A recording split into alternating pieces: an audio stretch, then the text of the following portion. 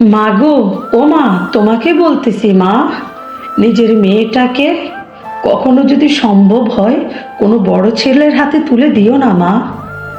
জানো মা, নিজের মেয়েটাকে যখন বড় ছেলের হাতে তুলে দিবা, মনে মনে ভেবে নিবা হাত পা বেঁধে আগুনের কূপে ঠেলে দিচ্ছ।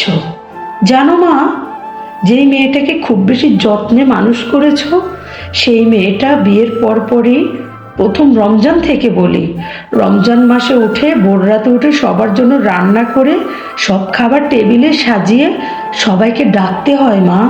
তারপরেও খাবারের যদি একটু খুঁত থাকে তাহলে তো কথাও নেই। জানো মা, রমজান মাসে যে এক কাপ বুট ভেজাবে, ওই বুটটুকু ভেজানোর মতো দায়িত্ব কারো থাকে না। সম্পূর্ণ দায়িত্ব সেই মেয়েটারই থাকতে হয় মা, তোমার মেয়ের। তোমার মেয়েটাকে যে বানিয়ে দিয়েছো মা বড় বউ করে। জানি ভাগ্যের লিখন কখনো খণ্ডানো যায় না, কিন্তু তাহলে বড় বউদের কেন এত যন্ত্রণা? কেন একটা মেয়ে বিয়ে হয়ে যাওয়ার পরে সবটা উজাড় করে দেওয়ার পরেও বদনামের বোঝা মাথায় নিয়ে চলতে হয় মা? সবটা শেষ করে দেওয়ার পর সংসারে যখন আরেকটা বউ আসে, তখন কেন বড় বউটা মা চিলে কোঠায় থাকে মা? কেন বড় বড় বউয়ের বদনামের সারা দুনিয়া মুখরিত থাকে?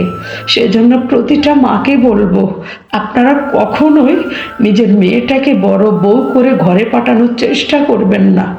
অনেক যন্ত্রণা, তীব্র কষ্ট নিয়ে বেঁচে থাকতে হয়, কান্না করারও অধিকার থাকে না। এমন একটা পরিস্থিতি তৈরি হয়, বাপের বাড়িতে যাই শ্বশুর বাড়ি বদনাম করা যাবে না, আর শ্বশুর বাড়িতে তো মুখ খুলে কষ্টের কথা প্রকাশ করাই যাবে না। পুরুষ মানুষের দোষ থাকে না, কর্তব্যে বাধা।